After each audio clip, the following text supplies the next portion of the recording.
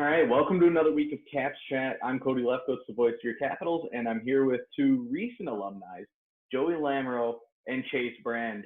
And I wanted to put you guys together because, normally you say you guys follow each other somewhere, but I guess in this case, Chase, you sort of followed Joey. Joey had the commitment earlier, you were going elsewhere, and then at the last second sort of swapped over to St. Cloud. Yeah. Joey was a big recruiter there. I think he might have a future in that. That's good to know. And Joe, for you, I think it was early last year. We were probably only a handful of games in, and you were probably leading the shot department by about 150 at that point. So what was it for St. Cloud? Why was that the one that early in the season you said, yep, not even going to wait? I just think, I got up there on a visit and it just felt like home right away. Felt like I could step in and feel comfortable right away. And I just kind of had that gut feeling and went with it, and no regrets at all. So very happy. Fortunate enough to play there. All right. So I want to know then, if Joey helped to recruit you, Chase, what was the pitch like? Pardon? What was the pitch? What pitch is he going to give to kids from the Capitals that are going to go to St. Cloud?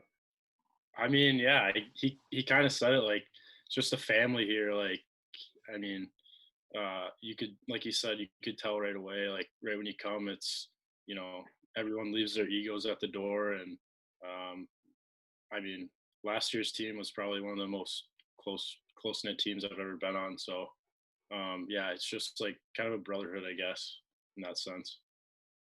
That's good. And what have you guys been up to now this summer? Then I guess it was a little strange. Obviously, season got cut short, so you had to go home. What have you guys been up to? Yeah, I mean, I went home. I think like middle of March or whatever, and then I was there for almost 3 months, and there's no gyms open, so it's basically just working out in my garage with no weights, and just kind of trying to stay busy, golfing a little bit, but I wasn't really doing too much, just kind of hanging out. Joe, what about you?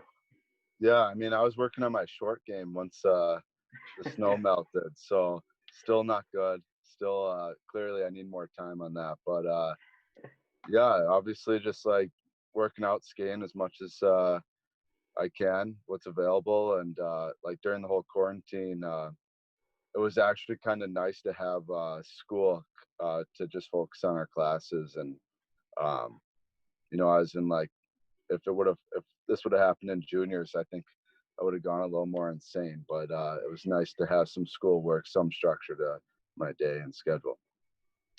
That's good. So what have you guys been doing from a hockey sense? I know it seems to be easier for position players than goalies. You guys can go out, you can skate a little bit, but I mean, you can go in your backyard, take a net, and start shooting. I mean, Joe, for you, how do you keep up reflexes? How do you keep up, just the ability to skate and stop pucks? Yeah. I mean, it's for sure a different training sense. Like you said, hand-eye is huge, big part. So I mean, would just take like a lacrosse ball, throw it against a wall, and try to keep my eyes dialed a little bit. But work on flexibility and kind of stuff you can just control. Some other skills that stick handling, puck handling, that I usually probably wouldn't work on. I started to work on, and so that was kind of a nice gift. And now that the ice is back in, my eyes are getting a little more adjusted to the speed and everything. So that's been good. I feel like between just getting more flexible and hand-eye coordination, your days are just split between video games and yoga. Basically. Chaser, what about you? I mean, you're able to get on the ice a little bit now, but I mean, what have you been doing when you couldn't? Yeah, I mean, when I was back home, in my garage, I have like a shooting tarp. So, I was stick handling and shooting a lot. But I mean, back home we didn't have ice. But here in St. Cloud, there's limited ice. Like, I mean, we'll skate like a couple times a week, but yeah, like our rink on campus isn't open, so we can't use our facilities to go skate or shoot stick handle. So it's been kind of tough here, not really being able to shoot or stick handle. But hopefully, I think that might be opening up soon. So I'm hopeful that it does. So how'd the first year at St. Cloud go for each of you? Did you guys room together? Did you room separately but still hung out? Yeah, we didn't room together, but we basically were. We were with each other all the time, basically 24/7, and it was unreal. It was a great time. Got to know our whole freshman class on a whole different level. So it was a blast, and it was cool to kind of go through it with Chase, because I mean we had we played with each other in Madison, so it was nice to kind of over the summer going into freshman year, if we needed a question or a little confused about something, we were able to go through it together. So that was really nice to have. And what was the transition like for you guys? College hockey is a completely different game. You're playing against guys that are pretty much, going to be in the NHL in a year. You guys had the Palings on your team. What was that like though to play against competition just like that? I think like obviously the strength was a big thing and the speed. But I think like just playing in our league, it's like our league is so good that there's no nights off. Like you have to be so good every night. And I think that's the biggest thing that kind of I took away from it is being the biggest difference is just like the consistency. You have to be so consistent. Like you only play 36 games in regular season. Like you're playing in the USHL, you're playing 62 games or whatever. It's all right if you have an off game, but in college, you can't have an off game because you just have to be good. Now, you guys, you both have records with the Capitals. Chase, for you, obviously a huge season, your sole year with us.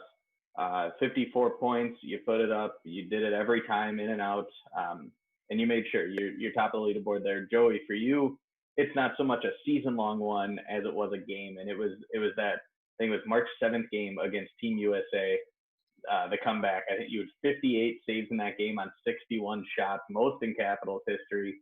I mean, for both of you, from your perspective, what was that game like, if you can remember? Probably the most memorable game in Caps history. Oh yeah, I remember that one. Yeah, I mean, it was unbelievable. It was it was just pretty cool to play against that team because, I mean, you go down the roster and they're all drafted now. So, I mean, going into Friday night, it was just a lot of adrenaline, and we kind of got ran out of the building. So, going into Saturday night, kind of like, all right, let's just battle and see what happens. And throughout the game, it was just like, oh, we're in this. We got a chance here. And it was just kind of surreal moment and unbelievable after. So it was a lot of fun. Yeah, that we talk about that all the time. Like how crazy. That's probably the craziest like hockey story I have. Just like going from one night losing 11-0 or whatever it was to the next night winning. And I just remember us being so loose on Saturday. Like we didn't have anything to lose, so we weren't supposed to win. So I think we were just loose, and yeah, I mean, luckily away. I think that's the perfect way to put it is, Friday night you come in and you see the score, and some teams can go, they can get a little down on themselves, or you can come in and say, we have nothing to lose. Yeah. We're going to turn it up to 11 and go after these guys. And that's exactly what we did. And Joey, I know, I talked with Allison, the equipment manager at the time, right after that game. And yeah. She said, she was like, we talked with Joey. He said that on Friday night, I think you played 30 minutes, 28 minutes. You said you felt like a full game at that point. It was the most outrageous thing. Yeah, I think I played 28, 30 minutes or something. I let in like 8 goals. Some guys already had hat tricks by that time. And I was like, yeah, it's I'm glad I'm getting out of here. But yeah, overnight, I mean, like, especially our preparation after the game, like Coach Suter was just saying, like, we're here, might as well just give it our all. And yeah, it ended up being well. There were some games like that, obviously not the most ideal season, but there were some games that you could see glimpses, and obviously, if you look at the guys from the team, I think every single guy from that team that is now in college is in Division One. You know, even Chaz, I know he was a little bit of a later one, but he got picked up by Union, and you guys obviously at St. Cloud, which is not a school that you can scoff at. So I mean, there was definitely something there, and it was, I mean, that one, I know for me at least, and I'm sure for you guys, it was just one of those games that it's going to live on. You guys, no matter what, are going to remember that game the rest of your lives. And Chase, I mean, for you, 2 goals and an assist in that game as well, 3 points against arguably probably the top goalie of the year, the top players of the year. Jack Hughes was on, I mean, everything. So how did it feel to get those goals? Yeah, I mean, that was just, I was so happy. I don't know if I've ever been more happy after a game. Just like, I don't know how to describe it really, just pure joy. I mean, anytime you score a goal, you know, you're happy, but I think that was a little extra sweeter there. Yeah. Let's take us through, before we go over to the questionnaires, take us through sort of your journey to the Capitals through youth hockey, and then your journey obviously from the Capitals into St. Cloud. Yeah, I grew up in Park Rapids, Minnesota. It's a small town, like 3,500 people. Played youth hockey there growing up, and then started playing high school my 8th grade year. Played there through my junior year, and then my senior year of high school, I went to Brookings in the North American League, and played there for 1.5 years. And then I went to Omaha, and then after the season, I got traded to Madison, and then I went there the next year. Yeah, you had 2 games in Sioux Falls the year before. Didn't even mention that. So you had little sprinkles in the USHL, but why do you feel that, you know, your final year, you were able to take that step up and you were able to come to Madison and make a difference? I think a lot of it was just opportunity, to be honest. Like, I didn't really, you know, when I was in Omaha, they had a really, really good team, and I was kind of, you know, I don't think I really deserved to really have like a big role on that team, but coming to Madison, you know, having a bigger role, and you know, I owe a lot of it to Coach Suter, because you know, the first part of the year I wasn't that great. Like, I wasn't really producing that much, and but he stuck with me and you know, made sure I was confident. So I'm very thankful to him for that. Yeah, I grew up in Milwaukee, so not too far from Madison. Played like my youth, like mites and stuff at University School of Milwaukee, and then switched over to AAA for the Junior Admirals for I think like 8 or like 9 seasons or something. Kind of started on my last season, started practicing with Madison. They ended up drafting me, and then played 2 seasons with them. The first year I was playing behind Dryden McKay, who was awesome to just watch every night. Awesome goalie, good guy. And so that was super cool. And then the second year, was given a lot of opportunity to play, and was lucky enough to go to St. Cloud this past season. What do you think that Dryden, that helped you with the most, I guess? Because obviously for him, it was sort of the same thing. His first year, he was a good goalie. He wasn't, you know, the premier goalie that he was. And then he sort of took that step his second year, and you were able to do the same. You were a good goalie your first year. You took a step. You were one of the top goalies in the league your second year when given the chance. What do you think that either he helped you with or you helped yourself with to get to that next step? Yeah, I think in general, it's just tough as a goalie to kind of come into a new league and dominate right away. So it's always nice to have someone to kind of, you know, watch really closely and see how they are day to day, how they practice, how they are in games. And so, I mean, like it was great to have Dryden just watch every practice, every game. And I learned a lot from him. And, you know, then you just take that experience and kind of run with it the next year. You know, you feel confident after the season and have a good summer, and just kind of, it's your turn to kind of do that job. So that's kind of how I feel about all that. All right, let's move on. We'll go over to the questionnaires. I know I sent it to both of you. And so we'll start with the movie side of things, sort of comparing movies. You guys didn't have any the same as each other, but you were able to throw some new ones in there. Joey, on your side, three new ones. Some people have Happy Gilmore. I've seen Wolf of Wall Street, and then Endless Love, The Notebook, and I love that you put the SpongeBob SquarePants movie on there. Oh yeah, yeah, just some classics. I'm always good for like a romantic movie or something like that. Shed a tear. I think that's great, especially late at night. So yeah, uh, love those movies. Most of the lists look a little more like Chasers, Dumb and Dumber, Wedding Crashers, Old School, Step Brothers, and Borat. Nobody's put Borat on the list yet. I will say that, but Great movie. yeah, Great movie. it seems like movies are a bit more comedic when we talk to some of these players. Yeah. No, me and Joey, we watched a few rom-coms this year in the dorms. Make popcorn, get into your jammies, and watch some movies at night.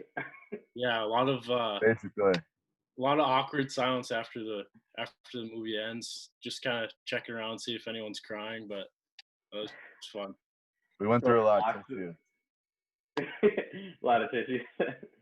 Lock the door, make sure nobody else comes in and watches. Yeah.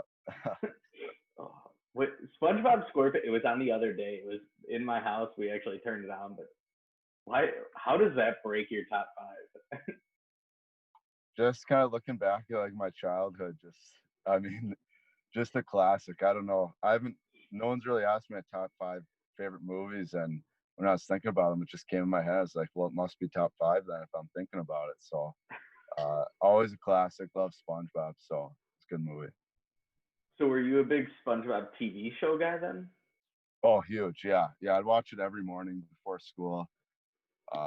Yeah, just that was kind of my show. Because if we go over and we look at those TV lists, that didn't crack your top 5 for a TV, but it cracked your top 5 for a movie. Yeah, now that you asked that, I probably should have been on there. And did you guys put these lists together at all? You had 2 that crossed over on the TV side. No, I haven't seen Chasers yet. Me either. Oh, so all right. So Chase, he has Ozarks number 1. He's got The Office and Outer Banks, which are the 2 that you had on there, and then Breaking Bad and Peaky Blinders. Great. I've heard Peaky Blinders is pretty good. I've heard that's a pretty good show. Yeah, it is really good. It's a little like kind of slow, but if you stick with it, it's really good. Breaking Bad was such a good series, and it had so many times where the show like reset in a sense, and then it was like you were watching a whole new show. Yeah. Honestly, I see a lot of Breaking Bad and Ozarks. Like, yeah, I think that's a really good show. I think Ozarks is probably it just came out with a new season, so everybody's watching it, but I think it's like the hottest show out right now. Everybody. Yeah. For both of you, since you both have The Office on here, how many times do you think you've watched The Office through? At least 10. See, I've only watched it through like probably twice. I wasn't a big Office guy. Like I'm not a big like comedic TV shows. I don't know why. I just can't get into them. But some guys talked me into it, and then I think it was probably last year I got into it, and I loved it once I stuck with it. So yeah, I've watched it probably a couple times. You're a new Office fan. Okay. Yeah. That seems to be the way it goes, though. Is like I said, the movies are sort of more comedic based, and the TV shows are more drama and things along those lines. Yeah. And then Joe, on your side, The Office and Parks and Rec I think are your 2 only comedy ones, which they're the same. They're different, but they're the same. Yeah. They're shot in the same vein, have very similar characters. But Grey's Anatomy, that's one that's been on the show 30 years at this point. It feels like it doesn't stop.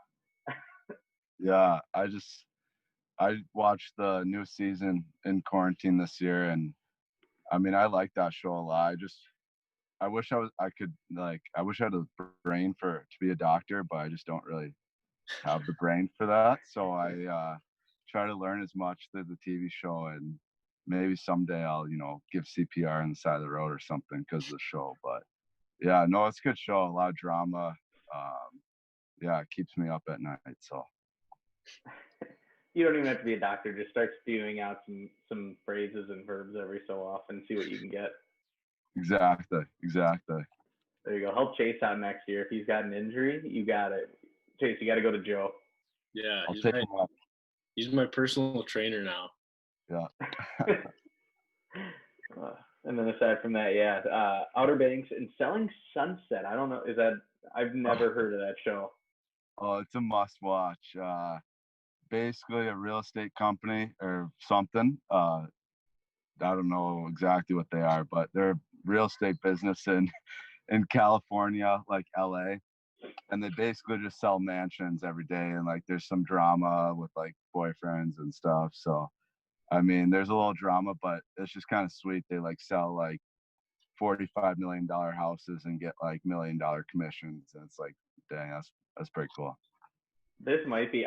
It's funny actually. I walked in a little late today on a conversation. Juliet was talking with another sales rep, and she may have been talking about this show. I didn't hear the name, but she was talking about like a family selling houses and their mansions, and yeah, there's drama, and there was like some wedding, and they had to invite somebody to the. Okay, so that's the show. I am caught up on this. Yeah, we'll watch it. It's great. May have to throw it on there.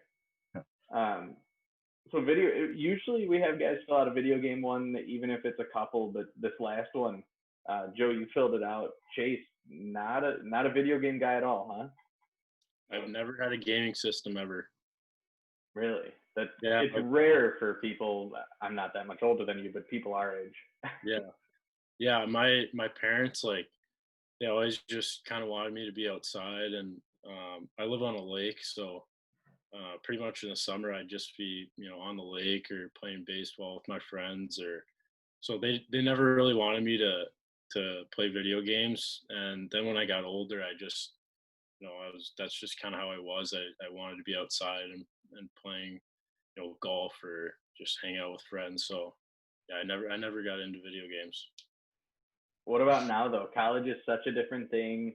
It's the dead of winter. I mean, obviously you guys have hockey, so it takes up a lot of your time and tires you out. But even so, I know there's still enough downtime between classes. Still haven't picked it up? Not a fan? I mean, if I would have gotten into it, it would have been in juniors, because like now with class and stuff and hockey, you really don't have that much time. So yeah, not now. Oh, Joe, for you, are you a big gamer? I know you filled it out, but sometimes we have people on that they're like, I play sometimes, and some that the Weiss brothers were on, and they're like, yeah, we stayed up till like 1 a.m. and we kept playing. And so, where do you fall? Yeah, I actually sold my Xbox to Dryden McKay my first year junior, so that's the last time I've had like a console. But whenever I'm with like buddies or something, I always like, playing some chell, like putting a Gatorade on the game or something like that. And so it's pretty fun in that sense. Or I mean, Grand Theft Auto is pretty fun just to mess around. So but yeah, I actually don't own one like Chase, but if I'm with some buddies, I'll play. Oh man, is your apartment next to you just you two, or are there other people that you're living with as well? No, we're living in a house, and it's like 2 blocks from the rink, and it's like so upstairs, basically like there's 2 floors, and they're pretty much identical, and there's like 3 rooms in each floor. So it'll be me, Joe, and then 3 other freshmen, and then a senior. So yeah, there's 3 of us here right now, and it's a lot of fun. So I can't wait for Joey and the other guys to get here. So there will be games and stuff. You guys are just gonna stay away, it seems. Yeah. Oh, our house is called the Chum Bucket too, by the way. Joe, did you come up with that one, or? No, but it fits my movie, top 5. Absolutely, that's amazing. Yeah, it's a hockey house. So like The guys from like last year, the seniors from last year lived in it. So Okay, I was gonna ask if it was passed down or not. yeah, it was passed down. So That's funny. That's great. And you did you not change the name? Is that what they had it as, or? oh yeah, it's like sacred living here. Honestly, like I don't know, it's a big deal. And then onto music. You guys pretty much just had. It was a lot of country. I'm a country fan, so it was fine to me. But I know there are some people out there. But yeah, Chaser, for you, it was. Yeah, Right. I think first four country. Kygo's in there a little. He's got about 1.5 on here. Yeah, I'm a big fan of music, but if I had to pick, I'd probably say country. But I mean, I don't mind listening to other genres, I guess. Yeah, I think personally I'm in the same boat. And Joe, I mean, you had a lot of country on yours as well. Do you feel that's pretty much the go-to? Is if you're doing something, country's going to be thrown on? Yeah, for the most part, country can usually, fit the mood for sure. Yeah, there's a little here and there I feel that you need, especially as hockey players. I don't know if you can really put a whole warm up together of just country music. You can throw some in there. There are some. I feel Luke Combs always, especially now, he throws out some good ones you can put on. It's my top 5. I should probably remember it. Top 5. It's such a hard thing because they're just so like top 5 artists is completely different because I feel like that's going to be easier. Top 5 songs, there are just so many that are out there. Oh yeah, it's all right. So you had, let's see, you had American Country Love Song. Is that the good stuff, like the old school, like 90s good stuff? Oh, no, that's. Or is that like Kenny Chesney? Okay. Yeah. All right. After Party, The Bigger Picture, and Dear Today. Yeah. Those are all good songs. I'm sure if you asked me like every day, I'd come up with the new 5 songs though. So that's just what I was feeling in the moment. Yeah, it's whatever. I feel like it's whatever gets thrown on, whatever. Like Champagne Nights by Lady A came out, and I think that song's phenomenal. Yeah. That's why this is just such a hard one because it does change on a day by day basis, however you're feeling. What about like throwback, like favorite songs from your childhood? Chase, you go first here. I'd probably say Center Field. I don't know who sings it. John Fogerty. Yeah, that's a good song. My dad had like back when you like burned CDs and stuff. My dad had he made one and he loves baseball, so that was always the first song that would come on. So yeah. Yeah, I don't know. I can't really think about back in the day. I mean, I'd usually let my buddies like, I don't know, maybe like Kanye. I don't know. My uncle would always put on Kanye, and we were probably a little too young to be listening to it. So some original Kanye with Gold Digger and yeah, Kanye. Yeah, so it's probably not the best move by him, but not a boy band person. Backstreet Boys, NSYNC. None of those. New Kids on the Block. No. I mean, I'll listen to it, but I think like, yeah, I don't know. I'm not a huge boy band guy. What about in the locker room? So Joe, you said that usually when you were younger, you would let your friends turn it on. In the locker room, did you guys?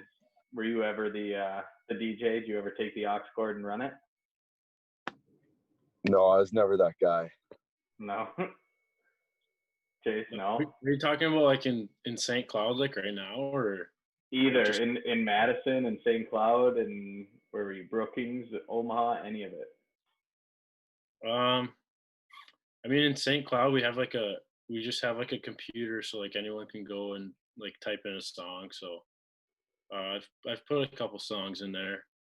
I think I was DJ in high school for my team, but I think who's the DJ in Madison? Was it Webbs? I think. Oh, Webbs for sure. Yeah. Yeah. Or Suits. I feel like Suits is good too. That's the one. A lot of people. Every time I went in there, it was always Brandon. That's pretty much what everybody said too. Yeah, it's good though. In our locker room here in St. Cloud, it's a great mix. Like sometimes we'll have country, sometimes we'll have like rap.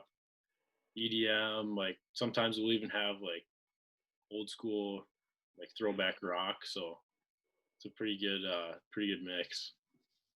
Who's the guy in St. Cloud that gets up and turns the most on? I know like our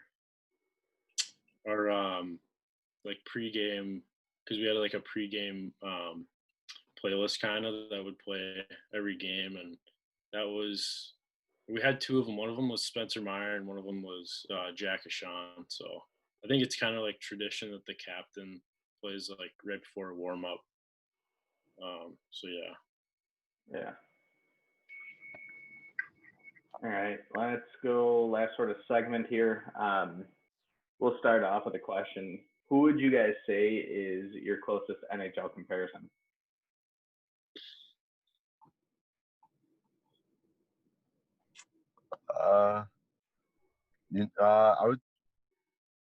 I kind of grew up wanting to be like Lundqvist, but my game doesn't really translate to that anymore. So I like Jonathan Bernier a lot, UC Saros,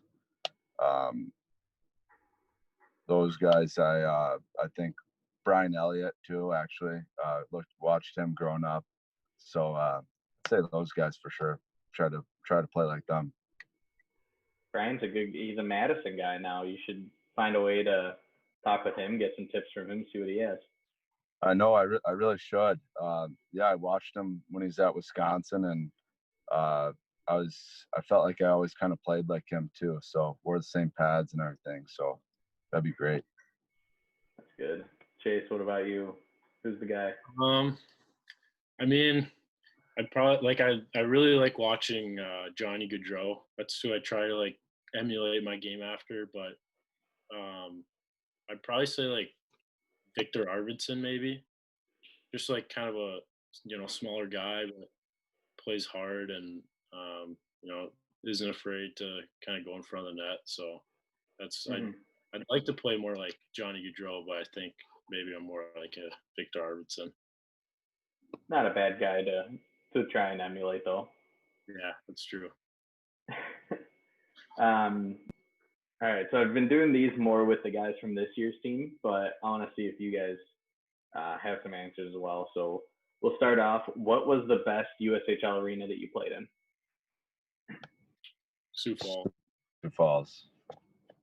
Yeah, I've heard. I didn't get to go on that trip, but I heard it's just massive out there. Yeah, it's most professional. Yeah, it's basically like the Ralph Engelstad for UND. It's basically like that. So it gets pretty loud when it's packed. So I guess that sort of answers the next one. I was going to say, what was the best college arena you guys were in this year? Yeah, definitely the Ralph Engelstad for sure. Yeah, 100%. How's the barn at St. Cloud? It's good. It's really good. Yeah, it gets loud for like UND, Duluth. It was really loud there. So and those were two of our best weekends. So yeah, it gets pretty loud. So from when you guys were on the team, Joe, you had 2 years, obviously.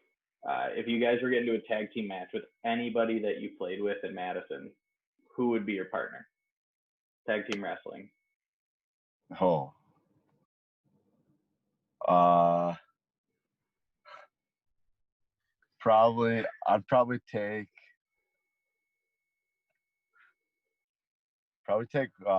Webbs. Webbs is probably a good guy to grab. I mean, I feel like he can turn it on, so he's pretty strong too. I'd probably say Brandon Suter. I don't know if he feels pain. He just seems like he's just a warrior. So yeah. He's a tough guy. He doesn't take anything. Yeah, that's for sure. Maybe Garrett Mackay, actually. He's pretty flexible, so he could probably maneuver pretty well if he needs to. I feel like Garrett never showed any emotion, though. I feel like that's such a hard guy. Even though I don't think you really showed a lot of emotion. I think, honestly, I think those are the most that and I've had conversations with you. I think this is the most I've heard you talk.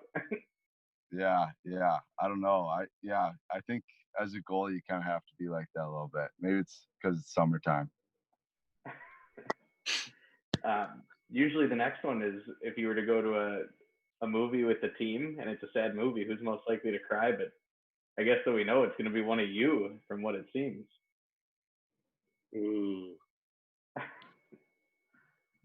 No, I don't want to throw anyone under the bus, but I'd probably say Zach Okabe, who is Joey's roommate. He's a pretty sensitive guy. So. Yeah, I would agree with that. I also think from like back in Madison, Skylar Gutierrez. Oh probably. Yeah. He's all tough on the outside, but I'm sure if you get him into a movie theater, get a good movie on, get him some food, I'm sure he'd tear up. When you were here, who was the most clumsiest kid? The kid that would buy a phone and drop it the next day? Oh, Gouldy, Matt Gould. He dropped his phone like behind one of the lockers. They couldn't get it out. It had taken like a buzzsaw. In our locker room? Yeah. Jeez, I didn't even think you could. I don't know how he did it, honestly. Wait, you said for who's dropping their phone? Yeah, who would be most likely to like get a phone and then drop it the very next day? Oh, I think Garrett Mackay, he dropped his phone a lot. I mean, he had like the iPhone 5, and so like the thing was indestructible. So, but yeah, if you got a new phone, he'd for sure be dropping it.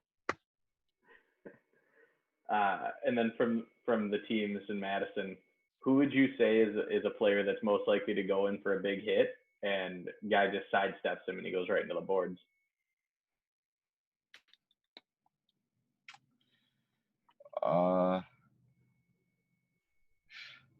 Maybe Sam Miller when he was playing for us. Yeah, I was gonna say that. He would put he would take some good runs at guys. Maybe maybe him. I'd say. Yeah, he would get his legs going. He was quick, but squaring up was not his thing. Some people have said Brandon, but I feel like Brandon connects on more hits than he misses on. Yeah, that's probably true. He can line a guy up pretty well. Yeah. And I guess last one, just between you two, who would you say is the better dancer? Oh, shoot.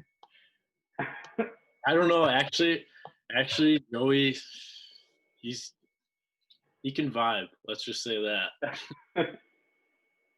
Yeah, I don't know if I'd be considered a dancer, but I don't know.